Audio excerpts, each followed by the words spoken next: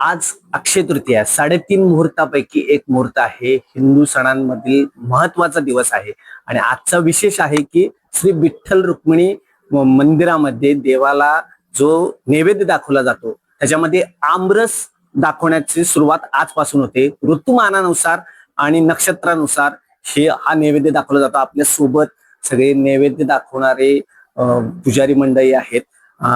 स्वतः संदीप कुलकर्णी आहेत. काय सांगाल, काय माहितीये? नमस्कार.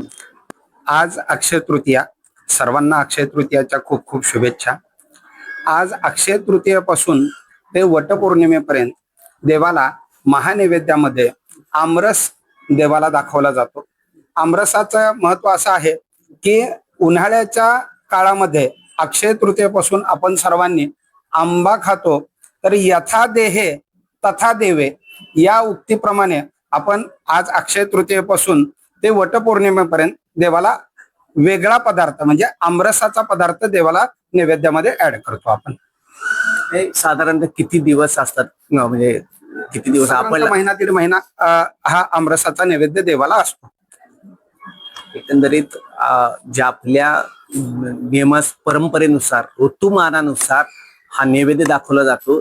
मृग नक्षत्राच्या आदल्या दिवशी हा नैवेद्य दाखवायचा म्हणजे आमरस बंद करण्यात येतो.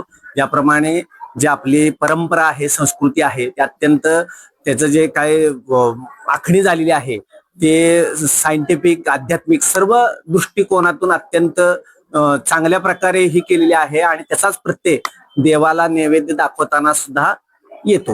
व्हिडिओ जर्नलिस्ट अजित देशपांडे सोबत वीरेंद्र सिंह उत्पात, न्यूज 18 मराठी, पंढरपूर.